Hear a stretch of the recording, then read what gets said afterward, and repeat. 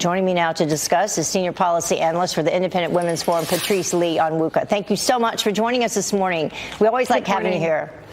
Thank you so much, Heather. So let's bring this up for people at home. Just the headline from this New York Times article. It said Rod Rosenstein suggested secretly recording Trump and discussed the 25th Amendment. But then you have Rod Rosenstein saying on the article itself, based on my personal dealings with the president, there is no basis to invoke the 25th Amendment. So his job in question right now. You think that Thursday, when he meets with the president, is do or die? It absolutely is. I mean, he's going to try his best to defend himself against this New York Times article. He will probably call it fake news. He will say that, there's some misleading facts, but interestingly, he probably won't or hasn't explained what is misleading about the article or whether it's the whole gist of the article that he finds untrue. So he's going to try and stay on as long as possible. I think the president is calling him in to really give him a chance to actually say, okay, did you say this? Do you actually think that I should be impeached? And what's your evidence to prove that? I think the president, though, and the White House is trying to walk a very fine line. I mean, I think Democrats would love to have the president remove him from office and then use that as a bargaining chip or even a kind of a galvanizing call to action against the Republicans in the midterms. And so, there's the political ramifications of this. And that's a good question, Patrice. Do you think that Democrats and, some Republicans that are not pro-President Trump, they're trying to get him to make some movement on Rod Rosenstein?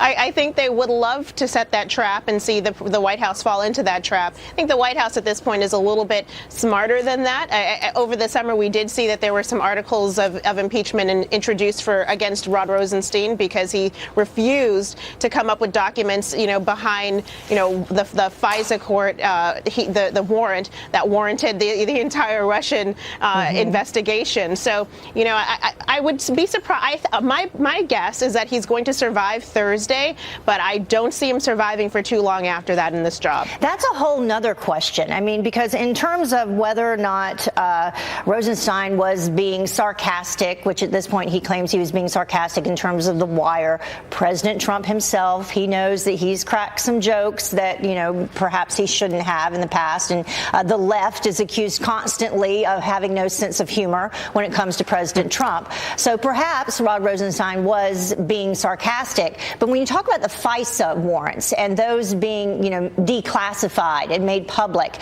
President Trump seemed prepared to do that. And then from what I understand, Rod Rosenstein went to him and said, wait a minute, don't do that. Well, I mean, maybe there's a reason why. Maybe the reason why is that it would make him look very bad. Maybe the reason why is that the evidence that he used for that warrant is really based on a very suspect dossier paid for, as we know, by the Clinton Foundation and has kind of a sinister background there. So, I think it's this is Washington. Unfortunately, this is the swamp. Rosenstein is going to try his best. He came out swinging in support of the president. And then when he realized he lost a whole lot of allies on the other side of the aisle, has swung way to the other side, trying to, kind of get some Democratic points. And this is where we're at right now. That's really unfortunate. And also where we're at this point in terms of Judge Kavanaugh categorically denying these sexual misconduct allegations against him. So are the left's resistant tactics to destroy the Supreme Court nominee's career setting a dangerous precedent? They are.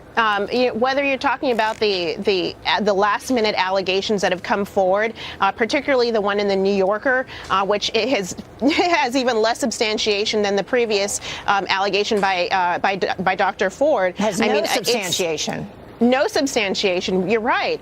We are seeing that the Democrats are being true to their word. If you remember, when Judge Kavanaugh's name was first floated and he was nominated, they said they will stop at nothing to keep him off the bench. And so we've seen that these tactics are coming out. I think everyone wants to hear Dr. Ford testify on Thursday. I think they want to hear Judge Kavanaugh testify. But I think there's fear that the more you delay and give into these delay tactics, it opens the door for incredulous very incredulous allegations to come forward, as we're starting to see. I think the leak needs to be investigated. I think that Senator Feinstein did a huge disservice to both Dr. Ford and Judge Kavanaugh in the way this was presented when she had ample opportunity beginning in July to take this to an investigation behind the scenes and then bring it forward if it was warranted. So there's a lot to discuss, and we'll see what happens on Thursday. Patrice, thank you so much for joining us. Thank you. Appreciate it.